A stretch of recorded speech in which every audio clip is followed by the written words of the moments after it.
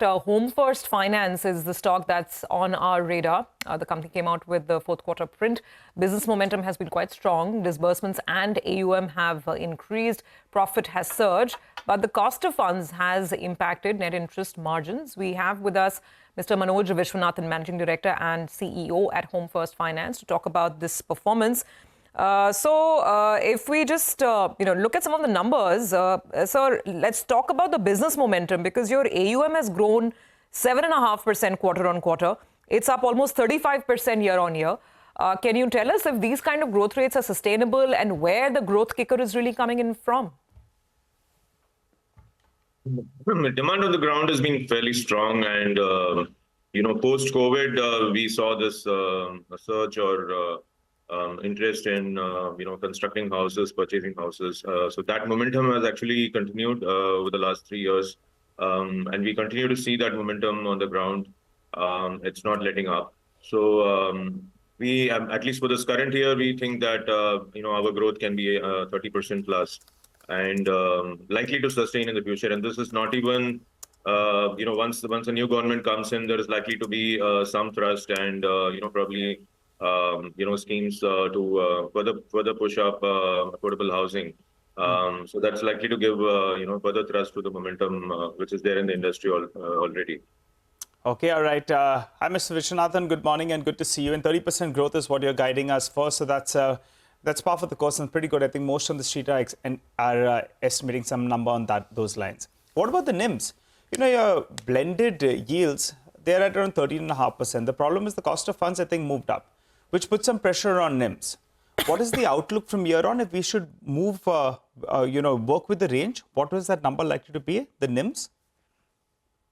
So cost of borrowing has gone up. I think it's some part of it is the residual, impact of the increase in rates that happened last year. So there is some residual impact still left, which is coming in now. So we probably expect it to, maybe another 10 to 20 basis points impact in the coming quarters. So yeah, to that extent, you can expect some NIM compression.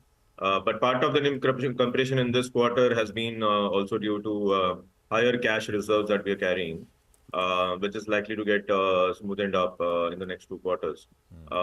So net, the 10-20 basis points increase that we're expecting in the next 2 quarters should get neutralized by the cash position. So on an average, we should work with NIMs of in this vicinity of around 5.4. 5.5, yeah, 5.5. NIMs of 5.5 is what we are looking at least for the next couple of quarters. Got it. So, Mr. Viswanathan, hi, morning, Prashant here. You've said this before as well. 30% growth possible for at least a number of years. That's the long-range forecast, and margins also around 5.5%. That's the steady-state long-range kind of forecast. Not just 25, but beyond that as well.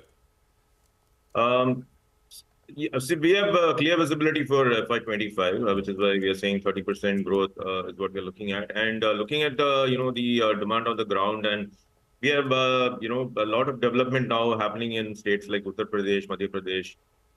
So these are states now which are on the cusp of a huge industrial development, and these are large states with large populations. So that gives us the confidence that we can sustain this growth maybe even beyond FY25 for another couple of years. What's the average ticket size now? Average ticket size is in the range of about 12 to 13 lakhs incrementally. And this is majority still made up of resales and self-construction? It's largely self-construction. It is, and then the next comes resale and apartments. So in that order. Okay, all right. Let's talk a little bit on the OPEX front then. I think the OPEX ratio that you all were guiding for is around 3 to 3.2%. But if for the past quarter, it's a little bit lower. So what is the cost to income ratio we should work with? Last quarter, I think it was 34%, as well as the OPEX ratio. If you want to give us some guidance going ahead. Broadly in the same range is what we are looking at. Of course, the long-term strategy and trend is to keep pushing on it to keep reducing it.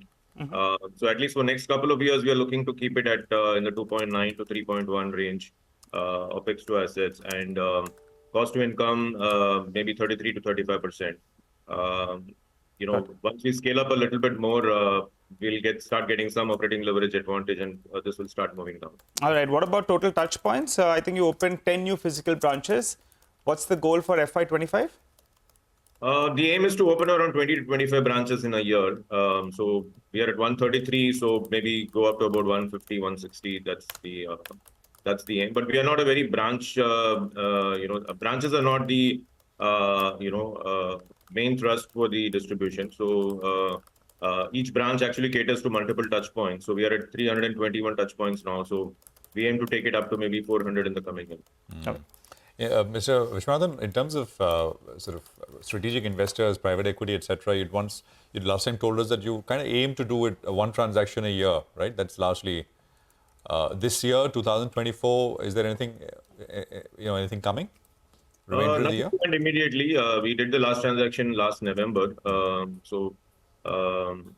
Broadly, we are looking at doing a transaction in a 9 to 12 month time frame. So maybe later this year, possible. I mean, depending on. Maybe later this year. Yeah. And okay. And this typically, this would be how large? The aim is to do about a 10% to 10 to 12%, 15% kind of a number every year. 10, 15% of what, sir? Of the total shareholding. Okay. Okay. So that's a broad kind of understanding that you have. Broad kind of understanding. Correct. All right. Okay. So maybe later this year we'll see that. Thank you very much, Mr. Viswanathan. Appreciate you joining in, and good speaking with you. So 30% on track to 30% growth this year as well. So that's home first in focus. By the way, yesterday we of course had the Aadhar housing IPO, which also kicked off. We had the management right here with us. 20,000 crore AUM. And 20% kind of growth is what they guided, at least 20% plus kind of growth, AUM growth for FY25 and beyond that as well. So, of course, that's a larger home finance company as compared to Home First and some of the others, which are also, of course, growing pretty fast now.